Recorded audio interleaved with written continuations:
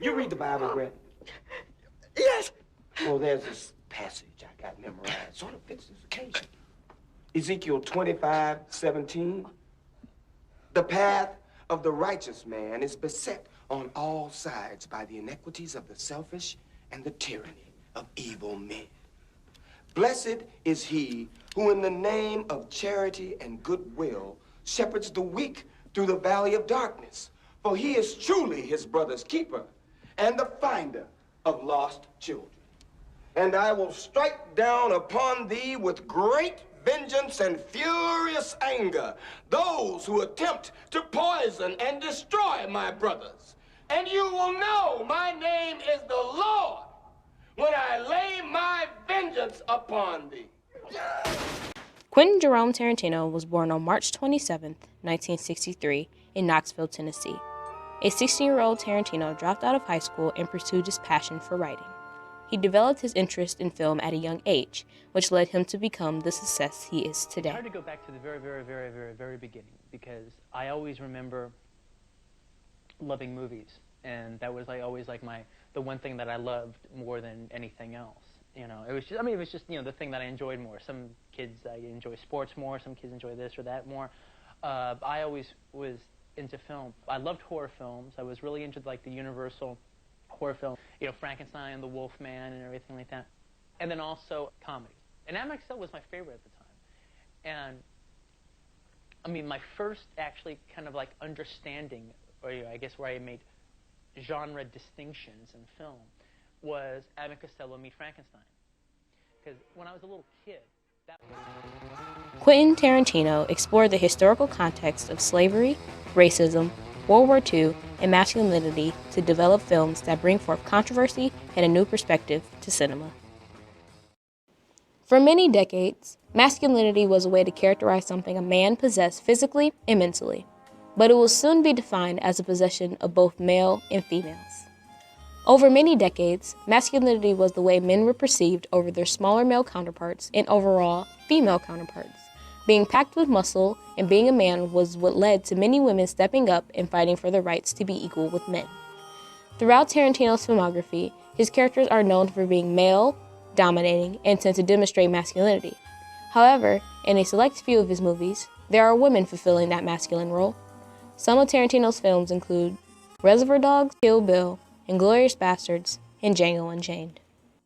In Tarantino's 1992 indie film debut, this crime drama follows a group of thieves assembled to pull off a diamond heist, but become unsuccessful when they were ambushed due to one of their members being an informant for the police. Masculinity can be recognized when all of the guys are having breakfast, and Mr. Pink explains why he doesn't believe in tipping. Mr. White proceeds to ask Mr. Pink, does he know how much waitresses make? But Mr. Pink says he doesn't tip just because society tells him to. And as far as he's concerned, people who work minimum wage are just doing their job. And if she's living off of her tips, she can just quit. Tarantino's masculinity as a writer was shown as well by not having a single woman given a line in this male-dominating story.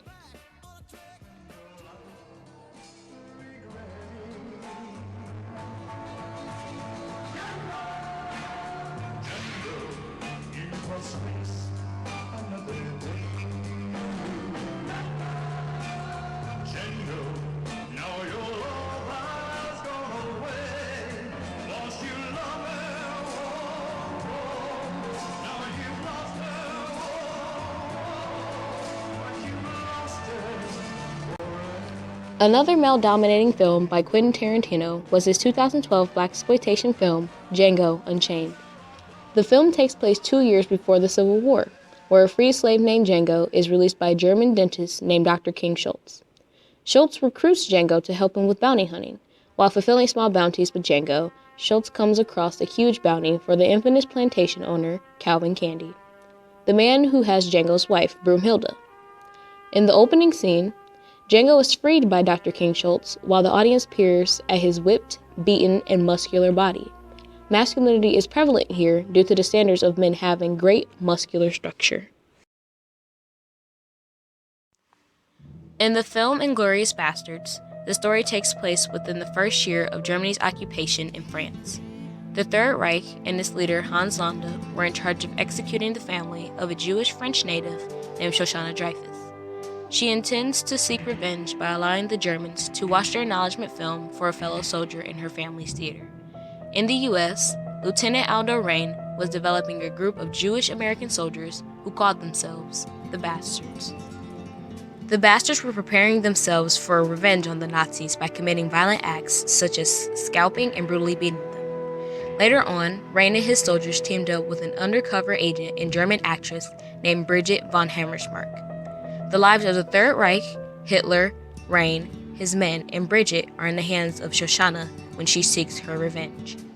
Masculinity is presented when Lieutenant Aldo Raine makes his presence as a masculine man known to the audience. For instance, when he introduces the idea of competition to his newly assembled group, the Bastards, to whom he brings forth the challenge of collecting 100 Nazi scalps apiece. Tarantino introduced another approach to masculinity in this film, and this time from a woman's perspective. Shoshana begins to gain revenge on the Germans by allowing them to use her movie theater to host the debut for a German propaganda film. Her masculinity comes into full effect when she succeeds with her revenge by locking herself and all the Germans, including Adolf Hitler, inside the theater to be burned. And I want you to look deep into the face of the Jew who is going to do it.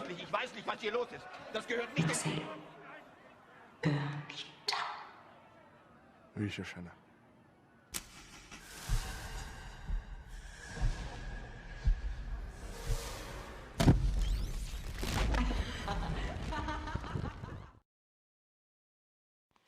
Tarantino's Kill Bill series features a woman as the lead character that displays masculinity.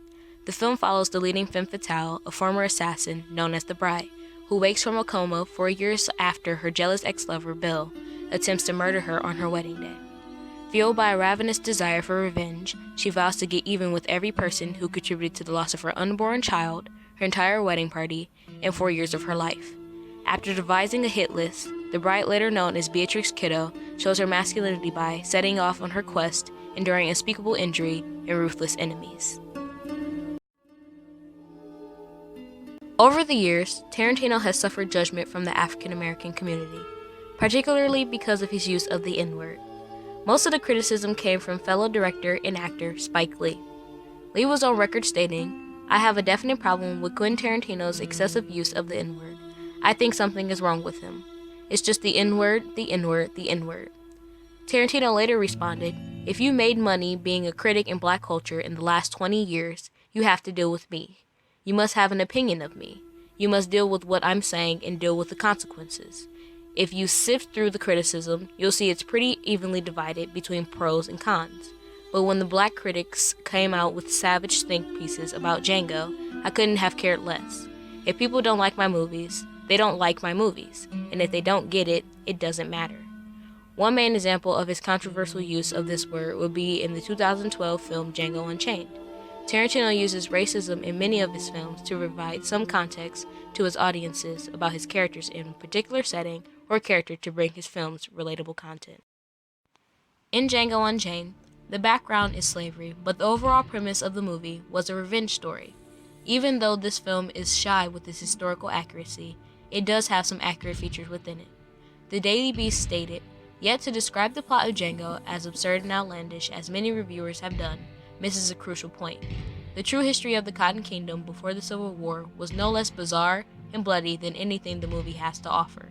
The article begins to explain how the Cotton Kingdom was when the slave population was rising, and the slave owners had ideas of where they wanted their wealth to go, but they faced deadly consequences. Less than 6 years after the Holocaust, Germany and Adolf Hitler entered World War II. While engaging in the war, Germany invaded France in 1940, which led to its downfall.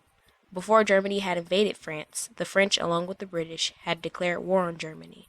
Eventually, when the attack was initiated, France's military lines weren't ready, which led to this downfall. There are some similarities and differences between Tarantino's film and Germany's French occupation. One similarity in particular is that Germany had occupied France for some time. Another was that Germany also showed propaganda films.